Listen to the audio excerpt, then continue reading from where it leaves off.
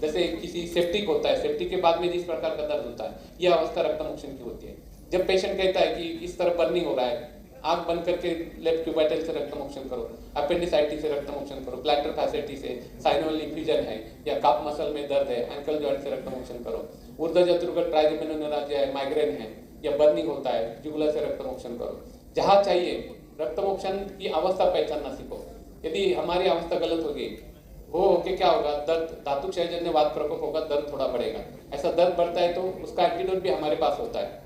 घृतपान का स्नेहन नस्य करो या स्नेहन स्वेदन करो, वात का शमन हो जाता है।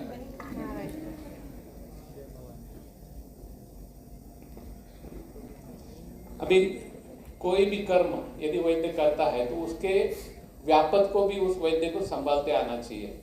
अब रक्तमोक्षण के क्या व्यापक होंगे, क्या हो सकते हैं व्यापक रक्तमोक्षण में?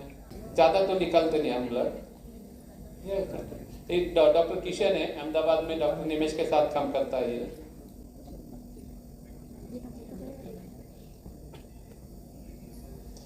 अभी इन्होंने स्काल्प फेन इस्तेमाल किए, लेकिन स्काल्प फेन की जो पीछे वाली ट्यूब होती है ये काफी बारीक होती है, इसलिए आईवी सेट का यदि टुकड़ा हम लगाते हैं नीडल को तो उसका फ्लो ज्यादा अच्छा होता है। और जैसे जैसे खून बाहर आता है वैसे वैसे दोषों की अवस्था उसमें समझ में आती है। खून किस प्रकार से आ रहा है, उसमें पित्त दृष्टि कितनी है, वात दृष्टि कितनी है, कफ दृष्टि कितनी है, उससे पता चलता है। स्टैनत्व यदि ज्यादा है, गाढ़ापन ज्यादा है तो वो कफ दृष्टिजन्य होता है। द्रवता ज्यादा है, स्टमन कलर है, यदि डार्क ब्लैक है और वो हॉट स्पर्श लगता होगा तो ये पित्त प्रदोषजन्य होता है। और बुलबुले जैसा है, स्टमन कलर है तो ये वात प्रकोपक होता है। भागना चाहिए। यदि ऐसे होता है तो तुरंत उसको हेडलो दे दो, दोनों पैर उठा लो, उल्टा कर लो, विदिन अ सेकंड ये होश में आ जाएगा। उसके बाद में पानी दे दो, ग्लूकोज शक्कर दे दो या स्वर्ण सूचकर मात्रा का चाटन दे दो।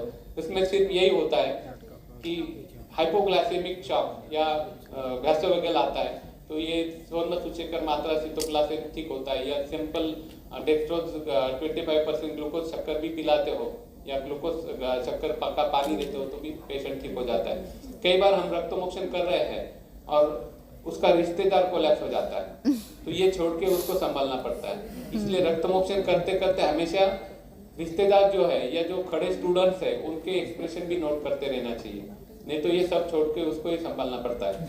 कैसे लग रहा है? अच्छा लग रहा है मतलब लेटे हुए क्योंकि इनको कोई प्रॉब्लम है ही नहीं तो क्या फील हो रहा है बता नहीं सकते, फिर भी लाइटनेस बॉडी में आ जाता है।